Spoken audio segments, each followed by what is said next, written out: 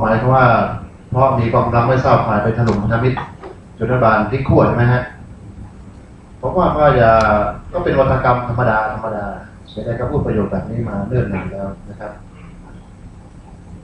คือเสียแดงนี่คนอย่างดร.ไตรรงค์ สุวรรณคีรีขอร้องบางอย่างเสียแดงน่ะแกให้สัมภาษณ์ใช่ไหมครับเป็นเพราะดร.ไตรรงค์ขอผมไว้นะฮะอย่างที่เลขาพรรคพูดคุณเสือพูดนะครับเสียแดงเป็นหน่วยล่อตัวล่อออกมานะครับแล้วก็พูดในนามไม่ใช่เสียแดงล้วนๆนะครับ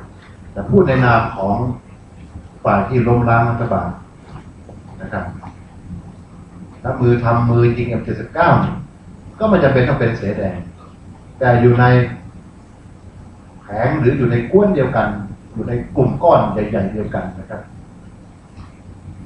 ผมก็ไม่เชื่อจนนานทีนี้ว่าเสียแดงเป็นคนยิงถล่มปปท.นะ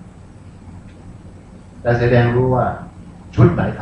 ำผมเชื่อว่าเสียแดงรู้อันนี้คือความหมายที่เราพูดจากันมาตลอดนะครับแต่ส่วนตรงนั้นก็เป็นการสวนธรรมดาเพราะว่าท่านรองนายกด้านความมั่นคงคุณสุเทพเริ่มพูดเสียงแข็งขึ้นมานิดหน่อยเสียแดงก็โต้กลับให้เป็นข่าวนั่นเองว่าอย่าลืมนะได้ดีเพราะว่า M79 ของกองกำลังไม่ทราบฝ่ายนะก็ตอนที่มีพันธมิตรจนสุดท้ายการเมืองพลิกขั้วประชาธิปัตย์ได้เป็นรัฐบาลก็เป็นการตอบโต้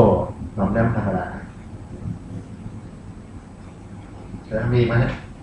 ในเรื่องแผนรอบสังหารเนี่ยครับเสียแดงมีการเปิดเผยชื่อถึงว่าเป็นคุณจักรภพกับคุณชมยุทธเนี่ยครับรอบสังหารใครครับวิพากษาครับก็ถึงผมได้เรียกร้องตามที่เขียนไปนะตามที่แถลงเมื่อสักครู่ว่าคือเสือแดงนี่ถ้ารู้และถ้าเห็นกับบ้านกับเมืองเสือแดงก็ต้องไปบอกนายกเลยบอกเจ้าหน้าที่ด้านความมั่นคงเลยว่านี่นะมีชุดนี้อยู่ที่เขมรมีชุดนี้อยู่ที่ภาคเหนือเตรียมที่จะส่งคนมาลอบยิงเจ้าหน้าที่ตุลาการเสือแดงต้องพูดให้หมดจดหมดเปลือกหรือบอกมาเลยว่าใครยิงส่วนที่นะไม่ใช่ปล่อยข่าวในเว็บไซต์นะฮะ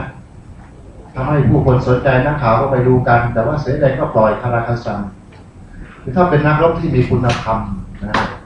คุณต้องพูดให้มันเป็นคุณกับบ้านเมืองต้องเอาตัวคนร้ายมาลงโทษให้ได้ผมเลยขอเรียกร้องเสือแดงตรงนี้ว่าถ้าแน่จริงถ้าเป็นนักรบที่มีคุณธรรมจริงนะครับเสือแดงต้องพูดออกมาว่าใครกลุ่มไหนที่มีความเป็นไปได้ว่าจะมาลอบยิงมาสังหารเจ้าหน้าที่ตุลาการยิงคตส.ยิงใครต่อใครหรือ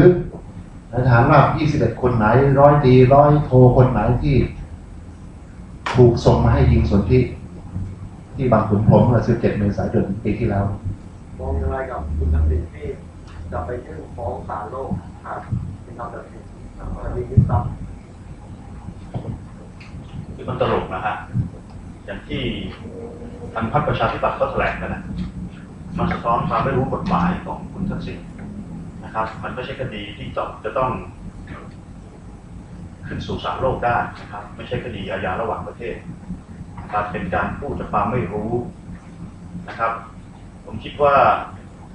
จริงๆความผิดพลาดของคุณทักษิณก็คือการปฏิเสธกระบวนการยุติธรรมตั้งแต่ต้นไม่ใช้โอกาสในการไต่สวนในการพิสูจน์ข้อเท็จจริงที่กระบวนการยุติธรรมของประเทศเขาก็เปิดช่องให้นะครับแต่คุณทักษิณไม่ใช้แล้วก็ไปตั้งธงว่าศาลท่านมีธงอย่างนี้นะครับแล้วก็มาใช้วิธีไปฟ้องชาวโลกฟ้องประชาคมโลกแบบนี้เนี่ยผมว่ามันไม่ได้ช่วยคุณทักษิณเลยนะครับเพราะศาลก็ต้องวินิจฉัยบนข้อเท็จจริงนะครับแล้วก็ถ้าศาลตัดสินพิพากษาก็จบครับ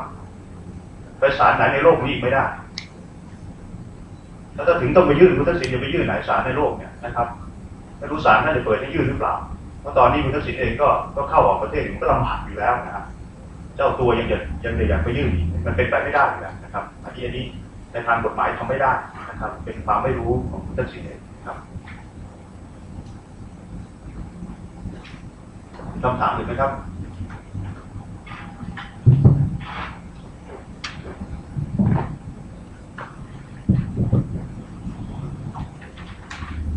ถ้ามันมีก็โอเคนะครับฝากหน่อยว่าเนี่ยนะฮะ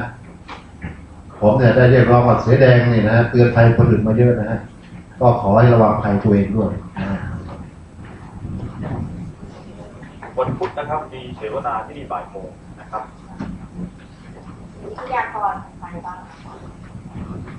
ก็กำลังติดต่อคตสแล้วก็จะมีอาจารย์นักวิทยาการนะฮะที่กำลังให้ไปทำชาร์ตอยู่ว่าเงินหลายหมื่นหลายแสนล้านมันต้องเสียก็หมุนไปยังไงนะดูซึ่งดูชาร์ตแล้วปวดหัวมากแต่พยายามทำให้มันดูง่ายขึ้นนะฮะก็ยังไม่รับปากทั้งหมดแต่ว่าจัดแน่ครับ แล้วก็มีวิทยากรที่พอดูได้นะเอาแค่นี้ก่อน